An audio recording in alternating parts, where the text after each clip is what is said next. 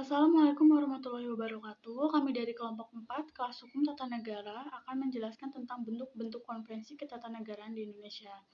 Sebelum kita memahami bentuk-bentuk konvensi ketatanegaraan di Indonesia, kita harus tahu pengertian dari konvensi itu sendiri.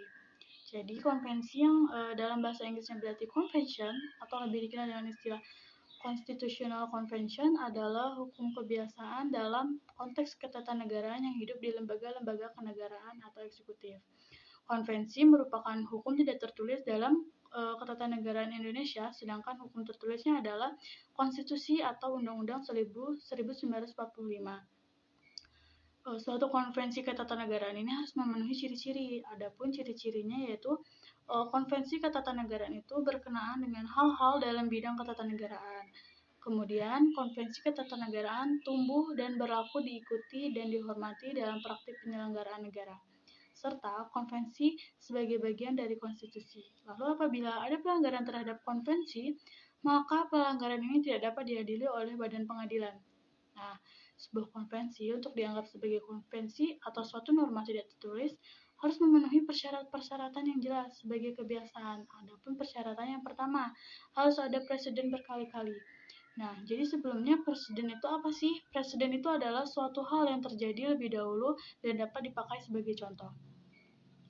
Yang kedua, preseden yang timbul karena adanya sebab secara umum dapat dimengerti atau dapat diterima. Dan ketiga, preseden itu karena adanya kondisi politik yang ada. Syarat pertama merupakan hakikat kebiasaan itu sendiri, sebab tidak ada kebiasaan yang tidak dilakukan secara berulang-ulang. Syarat kedua sama dengan opinion necessitas atau keyakinan akan kewajiban hukum yang berlaku di Eropa kontinental. Keyakinan sebagai kewajiban hukum ini idealnya tidak hanya dirasakan oleh seseorang atau golongan tertentu, tetapi oleh sebagian terbesar warga negara. Syarat ketiga dibutuhkan karena ketentuan kondisi politik dalam skala yang luas, karena kehidupan politik menuntut dibentuknya tindakan baru sebagai awal terciptanya konvensi ketatanegaraan, atau tetap mempertahankan tradisi ketatanegaraan lama yang dianggap selama ini sudah menjadi konvensi ketatanegaraan.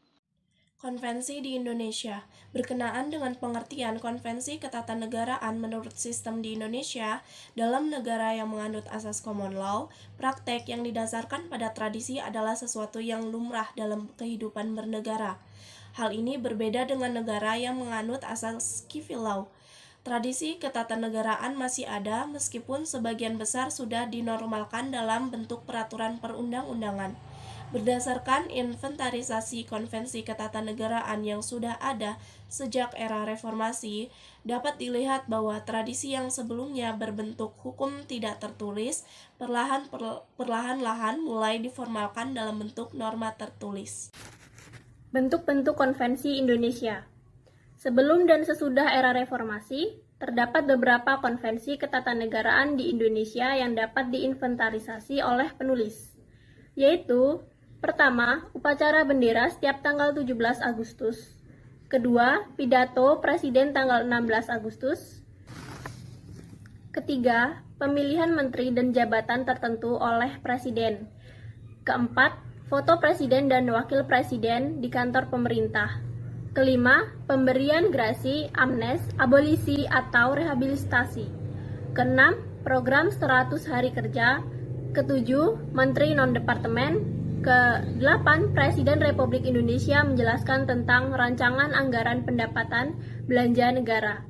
Ke-9, pengambilan keputusan oleh MPR. Ketatanegaraan dalam bentuk hukum tertulis. Keberadaan Undang-Undang Nomor 12 Tahun 2011 tentang pembentukan peraturan perundang-undangan yang di dalamnya terdapat hierarki peraturan perundang-undangan di Indonesia menciptakan kompleksitas persoalan terkait posisi konvensi. Karena dalam penjelasannya terdapat semangat untuk memformalkan semua peraturan perundang-undangan menjadi norma tertulis agar sesuai dengan sistem hukum nasional. Adanya undang-undang inilah yang menjadi salah satu dasar formalisasi konvensi dalam bentuk hukum tertulis. Sebagai sumber hukum, keberadaan konvensi yang tidak jelas pengaturannya menjadi persoalan dalam ketatanegaraan Indonesia. Sebagai salah satu sumber hukum yang mempunyai karakteristik tidak tertulis, konvensi yang sudah diformalkan dalam peraturan perundang-undangan secara otomatis tidak termasuk dalam konvensi ketatanegaraan. Padahal, sebagai salah satu sumber hukum, konvensi merupakan tradisi ketatanegaraan yang sudah ada dan disepakati bersama sehingga tidak perlu lagi dinormalkan dalam peraturan perundang-undangan. Kondisi ini bisa menciptakan perspektif bahwa hukum tidak berlaku kalau tidak ada norma tertulis yang mengaturnya.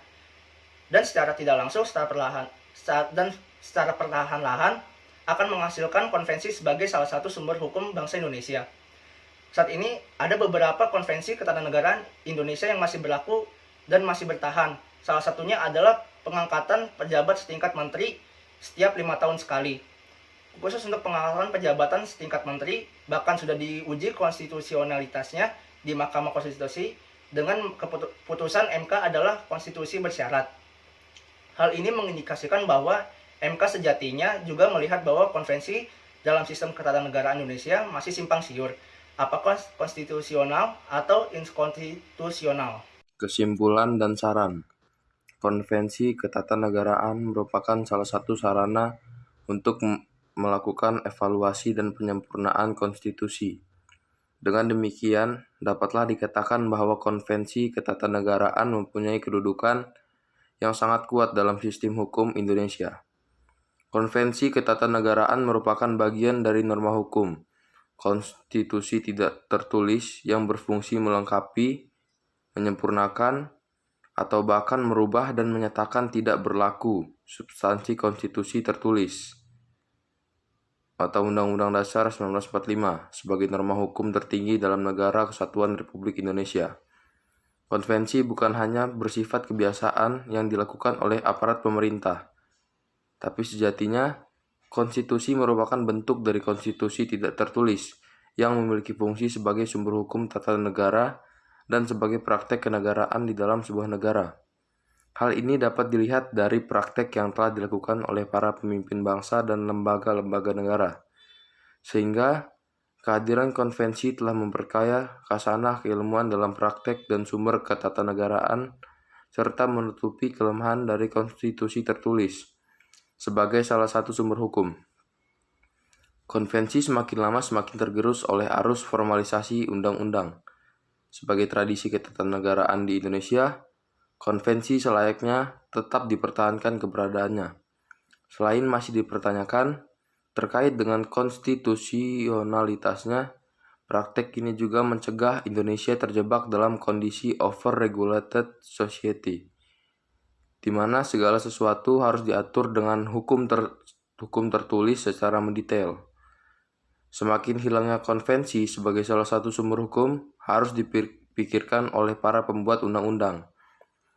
Karena konvensi adalah tradisi bernegara yang tidak bisa dihilangkan dan dinegasikan dengan alasan tidak adanya aturan tertulis. Para pembuat undang-undang harus memikirkan hal ini. Bagaimana membuat sesuatu peraturan untuk mengatur keberadaan konvensi, bukan justru mengformalkannya dalam norma tertulis. Akan tetapi, negara bisa menempatkan konvensi sebagai salah satu sumber hukum dalam undang-undang tentang pembentukan peraturan perundang-undangan. Pengakuan konvensi sebagai salah satu sumber hukum yang diakui posisinya dalam sistem ketatanegaraan Indonesia akan membuat nihilnya upaya formalisasi konvensi dalam norma tertulis. Dan untuk kedepannya,